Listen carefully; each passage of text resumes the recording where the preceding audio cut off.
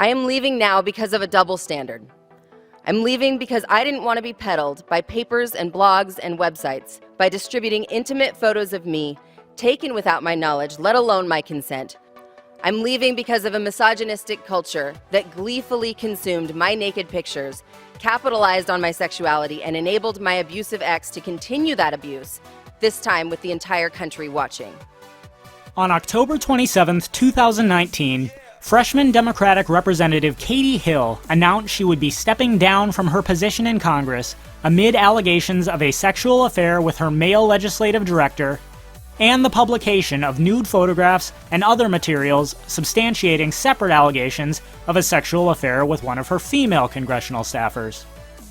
In the age of Me Too, we've been constantly lectured about how utterly unacceptable it is for employers to have sexual relationships with their subordinates, as the imbalance of power makes it impossible for the subordinates to consent.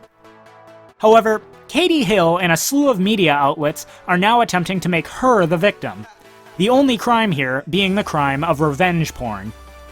But what is the lesson that we should be learning from Katie Hill, and is she really a victim? Stay tuned to hear my 2 cents.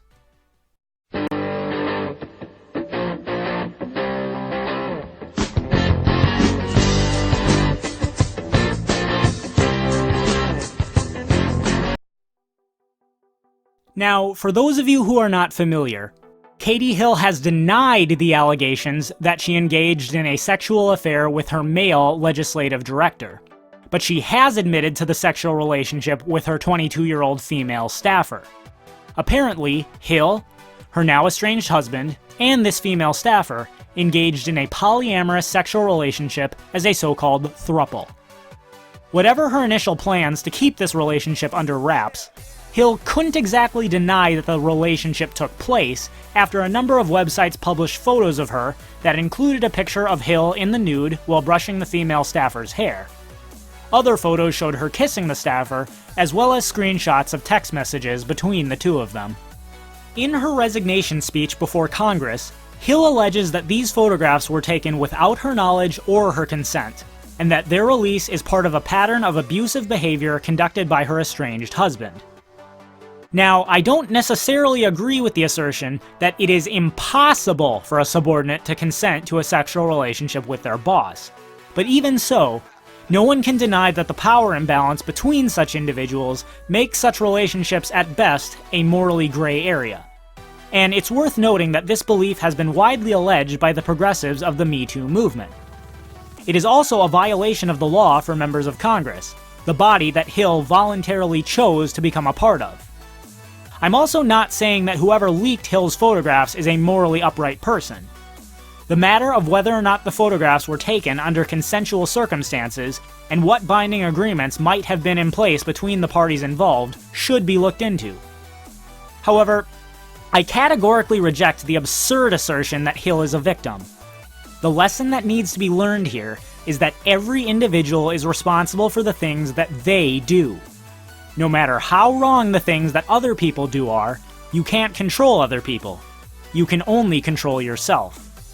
Let's consider exactly what Hill has alleged. Hi, I'm Katie Hill, and last night I announced the most difficult decision of my life, that I would be resigning from Congress. I made this decision so that my supporters, my family, my staff, and our community will no longer be subjected to the pain inflicted by my abusive husband and the brutality of hateful political operatives. Let's be clear about something, Miss Hill. You chose to engage in a sexual relationship that you knew was forbidden by the rules of the organization that you chose to join. You have also chosen to resign, which I think was a good decision, but it was still your decision, and not something that anyone forced you to do. This coordinated campaign carried out by the right-wing media and Republican opponents, enabling and perpetuating my husband's abuse by providing him a platform, is disgusting and unforgivable, and they will be held accountable. As for your allegations that your husband is abusive, you've yet to present any evidence of that. And in an age where the modern paradigm teaches that abuse is any behavior that makes a woman feel bad, I'm not terribly inclined to believe you unless you can provide more substantiation. But let's focus in on the allegation that it is your husband and a group of right-wing conspirators who released the photos and substantiated your sexual relationship with your younger female staffer. By choosing to engage in that relationship, you had to have known that there was always a possibility that the details of it would become public. Did you and your lovers sign a non-disclosure agreement beforehand? Or some other legal document that forbid the taking of pictures or the release of information? If not, why not? Right or wrong, you ought to have known that you'd never have the ability to control the behaviors of those that were privy to your activities. You only have the capacity to control your actions, and you chose to partake in this relationship. But I will not allow myself to be a distraction from the constitutional crisis we're faced with and the critical work of my colleagues. And so I have to take my personal fight outside the halls of Congress. Too many Americans are counting on Washington to fulfill our promises of quality health care, housing we can afford, and a government that works for the people. And I cannot let this horrible smear campaign get in the way of that work. You call it a smear campaign, but is the information presented untrue? I'll acknowledge that you have denied the relationship with your legislative director, but you have admitted to the polyamorous relationship with your female staffer. The photographs prove as such. If it were only false information that had been published, that would be one thing. But when you yourself have admitted that the allegations are true, how can you call it a smear campaign? To my supporters in our district and across our great country, please know that we did something incredible. We proved that an imperfect woman, the 31-year-old daughter of a nurse and a police officer, who never planned to run for office, has a place in the people's house. Seeing as you had to resign for a violation of that house's ethics laws, how can you possibly say that you proved you belong there? If anything, you've proven that women can engage in the very behaviors that they constantly criticize men for. Women can in fact commit sexual abuse, at least as they themselves define it. Again, I'm not saying that I agree that it's impossible for subordinates to consent to sexual relationships with their superiors, but if you're going to hold men to that standard, you should hold yourself to it as well. I will fight to ensure that no one else has to live through what I just experienced. Some people call this electronic assault, digital exploitation. Others call it revenge porn. As the victim of it, I call it one of the worst things that we can do to our sisters and our daughters. Regardless of what you call it, regardless of whether or not it is right to do, let's again go over the facts.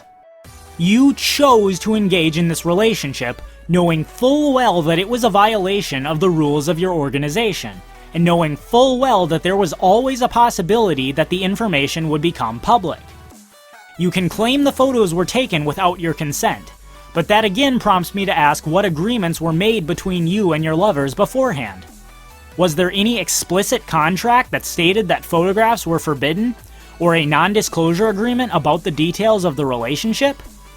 Even if there were, it still doesn't change the fact that no amount of effort on your part could have ensured that the details of the relationship would never become public. You cannot control other people. The only thing you could have done to prevent this would be not engaging in the behavior at all. I am grateful for all of you who have spoken out about this in recent days. As I have before, I will stand up for those who cannot stand up for themselves, because there is one thing that I know for sure. I will not allow my experience to scare off other young women or girls from running for office. For the sake of all of us, we cannot let that happen. Then why don't you undertake to teach young women and men the real lesson that needs to be learned here? You are responsible for the things that you do. No amount of effort on your part can control other people's actions, right or wrong. If you choose to do the right thing, you can protect yourself from being publicly embarrassed like this. If not, then you must accept the inherent risk that comes from engaging in these types of behaviors in the presence of others. I'm hurt. I'm angry. The path that I saw so clearly for myself is no longer there. I've had moments where I've wondered what the last 3 years of my life were for and if it was worth it. I know that many of you feel the same. I never claimed to be perfect, but I never thought my imperfections would be weaponized and used to try to destroy me and the community I have loved for my entire life. Don't forget that in your resignation speech before Congress, you said that President Trump should be done away with for his allegations of sexual misconduct. You, on the other hand, have admitted to what you've been accused of. So who exactly is weaponizing what? For that, I am so incredibly sorry. I'm so grateful for the outpouring of support that I've received. I grew up riding horses, and the most important thing that I learned was that when you fall off, you have to get right back up in the saddle. So I'm going to do that. I hope I can count on you to do the same and join me on the next ride. One more time. Here's the lesson we need to learn from Katie Hill. You are responsible for the things that you do. You cannot control what other people do, right or wrong. Anytime you engage in a behavior in the presence of others, you accept the inherent risk that that behavior could become public. If you walk down a dark alley in the middle of the night with a $100 bill around your neck, it's still wrong for a mugger to mug you, but don't expect to find much sympathy. If you want to succeed in life, refuse to be a victim. Take responsibility for your own actions. And that is my 2 cents. Take it for what it's worth. Thanks everyone for watching. If you liked this video, be sure to like, share, and subscribe, as well as hit the bell to receive notifications so that you never miss an upload. And if you're a fan of my channel, please consider supporting me on Subscribestar, Bitbacker, or Patreon to receive special rewards. All links can be found in the About section of my website, my2centsvideos.com.